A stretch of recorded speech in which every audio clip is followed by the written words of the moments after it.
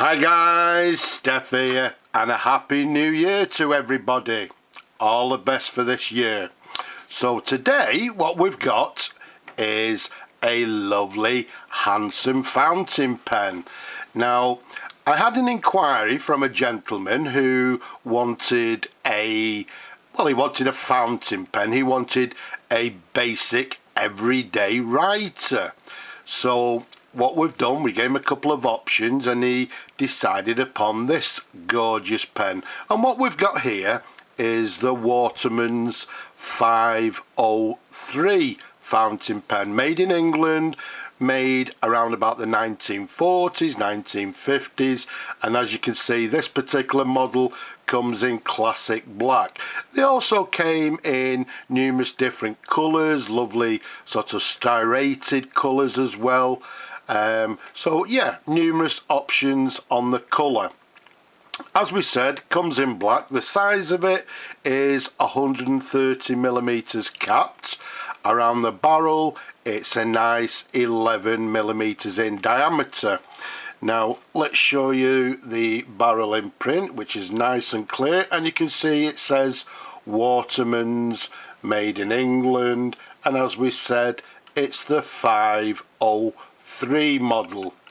If we turn it round slightly, you can see it's a lever fill fountain pen. It's got this, what we term as a spade lever there. And then if I take you up to the cap, you can see we've got these two narrow cap bands, and we've got the very recognisable sort of Art Deco Watermans clip there. There's a sideways view, and to the very top we've got this sort of gold cap stud to the very top of the cap. As I said, he wanted an everyday writer, and this one fits the bill very nicely. Now there's a couple of pens that I recommend as everyday writers, as I said, this being one of them. We'll show you another one in a moment. Let's show you the pen in sort of numerous different angles. There we go. Let's pop the cap back down there, and let's take you up to the section. You can see it's got this section, slight ridge towards the nib, and then let's show you the nib. What we've got there is a Watermans 14 carat W-2A nib.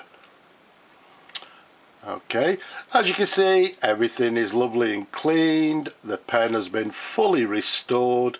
Everything has been thoroughly cleaned internally. We've put a brand new sack in it.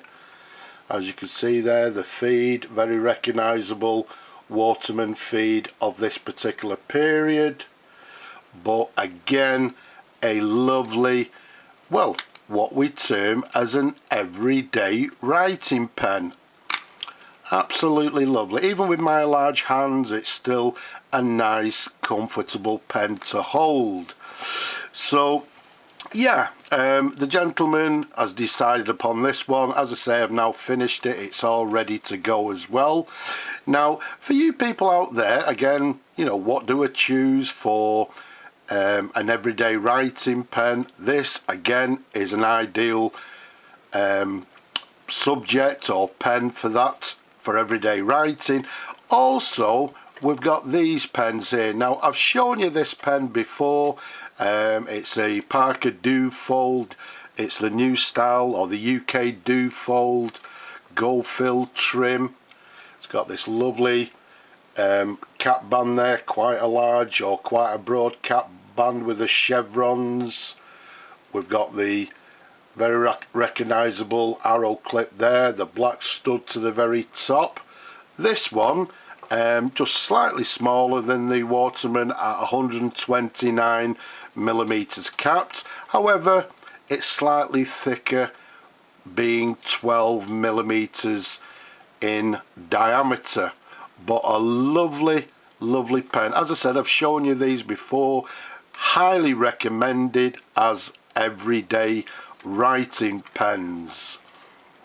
Let's give you a quick sort of twirl of this one. Again, this one's been fully restored. everything is in excellent condition. The section's just slightly different. This one has no ridge, but it takes us up to this lovely nib here, which is a Parker Dufold 14 carat pen, and then it's got the N to the bottom, which is for the New Haven factory. There's a sideways view. This one has got the very recognisable what we term as a ladder feed underneath there again, and the filling system on this pen slightly different. This one is now what we term as a aerometric filling system. As you can see, the sack is lovely and clean inside. Just to the sack protector there, we've got the filling instructions, tells you how to fill the pen. So we've got two different filling systems, as we say, the Parker Dufold being aerometric and the Waterman being a lever fill fountain pen. Now what we'll do, because I know you people like to see these pens writing, so as I said, they've both been fully restored, new sacks, etc. I'm not going to fill the pens. What we'll do a simple dip test just to see how the pens write. In this case, what we've got is a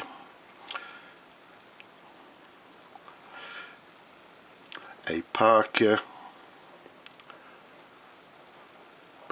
Dufold, again